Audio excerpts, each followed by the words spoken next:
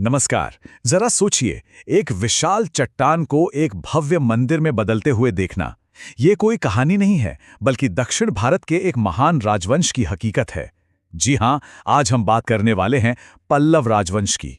वो लोग, वो निर्माता जिन्होंने सचमुच पत्थर पर कविता लिखी। इसका जवाब सीधा सीधा पल्लवों से जुड़ा है। ये वही शासक थे जिन्होंने दक्षिण भारत में एक ऐसा साम्राज्य खड़ा किया जिसकी विरासत आज यूनेस्को की वर्ल्ड हेरिटेज सूची में चमक रही है। तो चलिए इस शानदार राजवंश की कहानी में और गहराई से उतरते हैं। अच्छा, हर महान कहानी की तरह ही पल्लवों की शुरुआत भी थोड़ी, कह सकते हैं, रहस्यमयी है। आखिर ये कौन थे, कहाँ से आए थे? देखिए, इतिहासकारों के लिए पल्लवों की उत्पत्ति आज भी एक पहेली जैसी ही है। कुछ कहते हैं कि वो सातवाहनों के उत्तराधिकारी थे, कुछ का मानना है कि उनका संबंध ईरान से था। मतलब कई थ्योरीज हैं, लेकिन जो सबसे ज्यादा मानी जाने वाली बात है वो ये है कि पल्लव इसी धरती के, यानी दक्षिण भारत के ही एक स्थानीय क्षत्रिय समुदाय थे जिन्होंने अपनी शक्ति से इतिहास का रुख ही मोड़ दिया।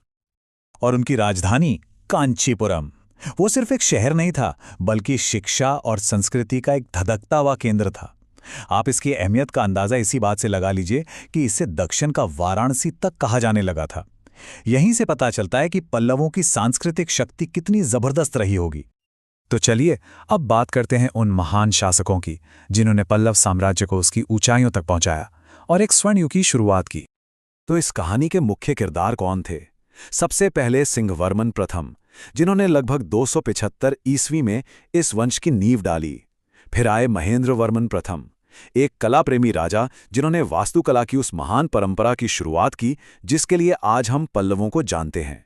लेकिन जो असली शिखर था वो आया नरसिंह वर्मन प्रथम के समय, जिन्होंने साम्राज्य को बुलंदी पर पहुंचा दिया।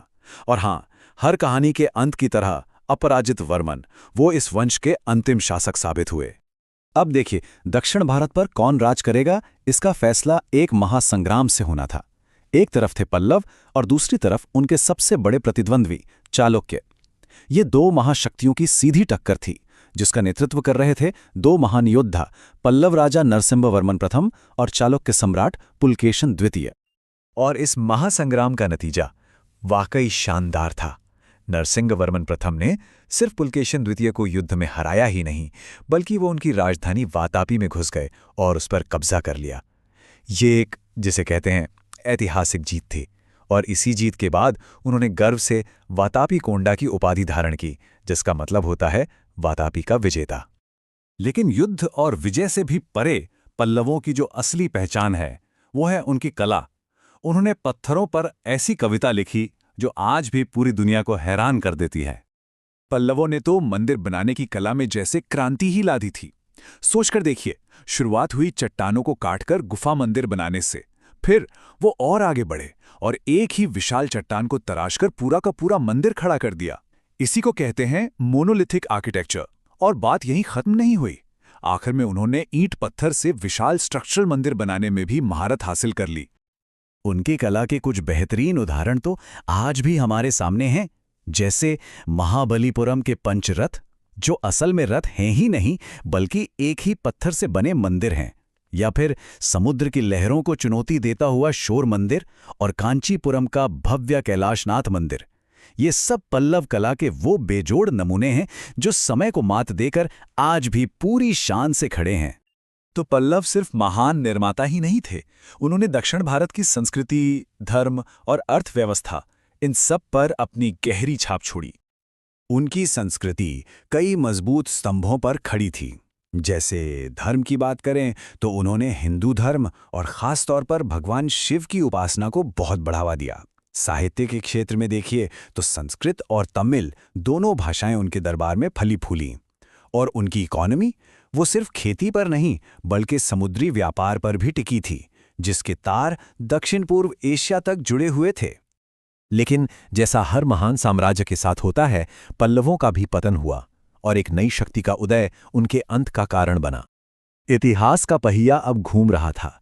एक तरफ पल्लव वंश की शक्ति लगातार घट रही थी, तो दूसरी तरफ चोल राजवंश एक नई ताकत बनकर उभर रहा था।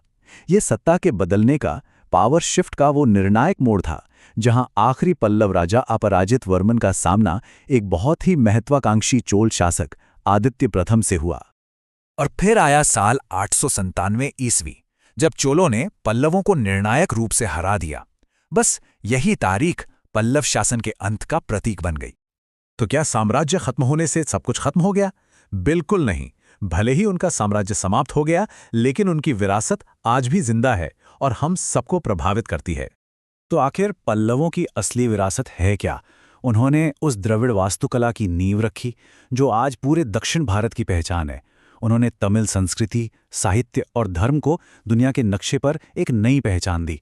और सबसे बढ़कर उन्होंने हमें ऐसी शानदार धरोहरें दी हैं जिन पर आज पूरा विश्व गर्व करता है। तो चलिए अंत में बस एक सवाल पर सोचते हैं कि अगर पल्लव न होते तो आज दक्षिण भारत की कला कैसी दिखती? उसकी वास्तुकला का क्या होता? क्या हमें महाबलीपुरम के वो अजूबे कभी देखने को मिलते? शायद नहीं।